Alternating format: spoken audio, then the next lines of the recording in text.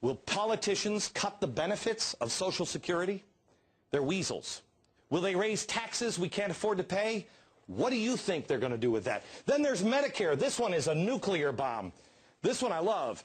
Republican progressive prescription drug benefit added an unfunded $8.1 trillion. Now, what are we doing? We're going to expand this for health care. No. In the health care bill, they're going to cover 30 million other Americans just to take care of this one, the health care insurance bomb. The burden increasingly is shifted to employees. Costs are rising faster than inflation. Then you have state and local government budget bombs. This one I love. Deficits of $110 billion in 2010, $178 billion in 2011, on top of the more than $450 billion in underfunded state and municipal employee pension funds. Gee, firefighters. Who's going to pay for all this? Who's going to pay for it? Then there's the underfunded corporate pension bonds.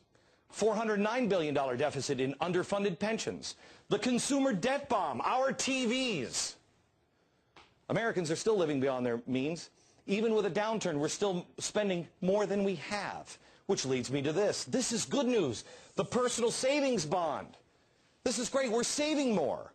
But 70% of our economy is based on spending. So this is simultaneously bad news. How about the war and military defense deficit?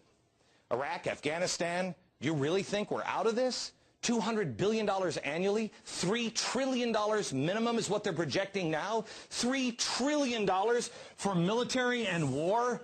Does this start to sound like Russia to you, the former Soviet Union? The Homeland Insecurity bomb. Security costs are skyrocketing. The Fed Treasury bailout bombs. You think we're done? The government has shifted the burden of failing businesses to those businesses, to you, the American taxpayer. Who do you think is going to pay for this? And this, and this, and this, and this? You are. How about the Washington lobbyists? Andy Stern, the unions, Goldman Sachs. They're deciding the future of our country, not you. The shadow banking derivatives bond. I love this one. Nobody's talking about this. $670 trillion. This is like Vegas, man. This is highly leveraged casino gambling. To put this into perspective, $600 trillion. If I take all of the GDP of all nations on planet Earth, how much is it?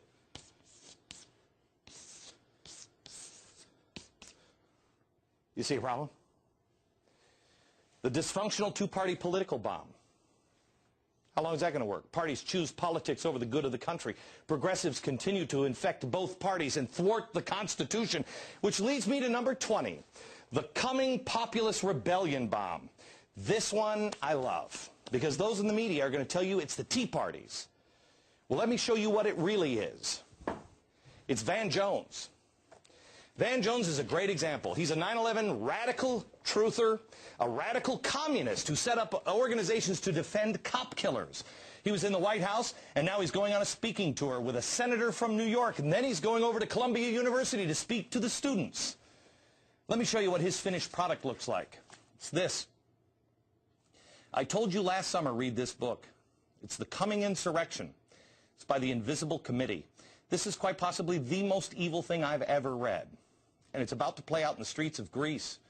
It's been played out in France. The story, it's written by 12 people. Some of them are in jail now over in Europe.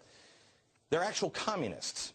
They've been masquerading as democratic socialists. Oh, we're not Marxists, we're not communists, we're like you. And they got into bed with their politicians, their version of Nancy Pelosi, and they were backing those people. And according to the book, they realize those people aren't serious. Just like Van Jones and the left is starting to figure out that Barack Obama, they're starting to say, wait a minute, is this guy serious? Is he going to do it? We had an unspoken understanding. He's going to bring us the socialist utopia. Well, this is their manifest. And the message is, everyone in government has been lying to you. And that's why they call for the coming insurrection. This is evil stuff. These are the things that will free the worker. In it, one chapter on how to destroy the family. On Friday, I'm going to spend a full hour on Europe, because everything that's happening over there is going to play out over here if we're not careful. You have to know the truth of the coming insurrection.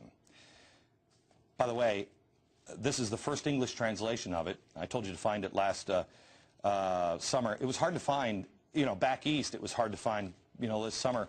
Not hard to find today. We checked at the bookstores. Stanford, Berkeley. We got this at UCLA. I think Meghan McCain said it best when she the other day said she was I'm like a progressive Republican. And then she followed and she said this. And I'm sorry, revolutions start with young people, not with 65-year-old people talking about literacy tests and people who can't say the word vote in English. Like, she's right.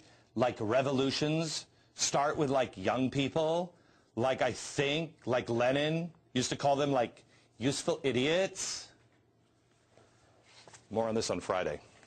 Next, I'm going to explain why it's impossible to spend our way out of debt. And maybe somebody in Washington will listen, but I'm going to show you what the consequences of not spending our way out of debt are. You decide.